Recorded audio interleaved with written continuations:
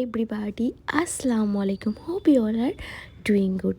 আমি অনেক ভালো আছি আল্লাহর রহমতে। আমার ব্যাঙ্গালোর থেকে বাড়ি যাওয়ার জন্য আমি প্রিপারেশান নিয়েছিলাম, এই জন্য আমি পার্লারে চলে এসে নিজেকে একটু সেলফ কেয়ার করছিলাম। তারপরে আমি সব কিছু গুছিয়ে আমি রওনা দিলাম আমার এয়ারপোর্টের দিকে, কারণ আমার ফ্লাইট ছিল রাত ভোর 4টের সময়। এখন 3:42 বাজে। আমি আমার এয়ারপোর্টে পৌঁছে এসেছি। এটা হলো Bangalore airport, Bangalore highway international airport. এটা ব্যাঙ্গালোরে মানে বাইরে থেকে দেখলেই বোঝা যাচ্ছে। এয়ারপোর্টটা কিন্তু অসাধারণ ছিল, অনেক সুন্দর ছিল। আমার কিন্তু টার্মিনাল 2তে পড়েছিল। টার্মিনাল 1টা কিন্তু এর থেকেও সুন্দর ছিল, মানে অনেকটাই সুন্দর ছিল। যারা যারা এসেছো তারা অবশ্যই জানবে। আমি ভিতরে পৌঁছে গেলাম।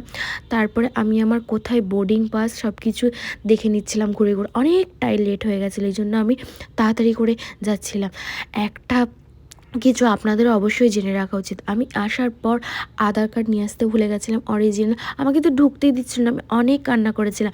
তারপরে ওরা লাস্টে আমাকে অনেক কিছু বলার পর ঢুকতে দিয়েছে। খিদে পেয়ে গেছিলো, কিছু খাবারও নিয়ে নিয়েছিলাম। বোর্ডিং পাস হয়ে যাওয়ার পর আমি ভিতরে চলে এসেছি। ভিতরে চলে এসে আমার ব্যাগগুলো বোর্ডিং হচ্ছিল। বোর্ডিং করে আমি আবার ভিতরে এসে আমার কিছু খিদে পেয়ে গেছিলো, তার জন্য কিছু স্ন্যাক্স নিয়ে নিয়েছি। এয়ারপোর্টের প্রাইস তো বলতেই হবে, যেটা বলার বাইরে, বলার কিছু নেই। যারা আসেন অবশ্যই জানবেন। বাসে করে যাচ্ছি ফ্লাইটের কাছে আমরা সবাই।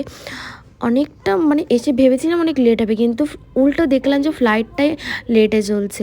অনেকটাই ভোর হয়ে গেছে, আমরা লাইনে দাঁড়িয়ে আছি ফ্লাইটে ওঠার জন্য। এখন একসাথে সব, আমি তো ভেবেছিলাম হয়তো আমিই সবার লাস্ট। তারপরে এসে দেখলাম না, আমিই হয়তো সবার ফার্স্টে চলে এসেছি। ফ্লাইটটা এমনিতে অনেকটা লেটে চলছিল। তারপরে আপনাদেরকে আমি কি বলবো, আমি এমন একটা জায়গাতে পড়েছি, আমার ফেসটার রিয়াকশান দেখলেই বোঝা যাবে। দুই দিকে একটা অচেনা মানুষ, মিডিলে আমি পড়ে গেছি, না কিছু করতে পারছি। যাই হোক, ওয়েদারটা দেখলেই বুঝতে পারবেন এত সুন্দর ছিল ওয়েদারটা।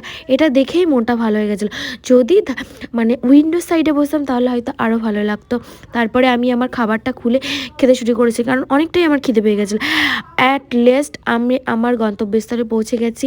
এই যে কলকাতার ভিউটা জাস্ট অসাধারণ ছিল। ভিউটা দেখলেই মন ভরে যাবে। কলকাতা আমাদের সব থেকে ভালো, আমাদের ওয়েস্ট বেঙ্গল যার জায়গা তার কাছে তো অবশ্যই ভালো হবে।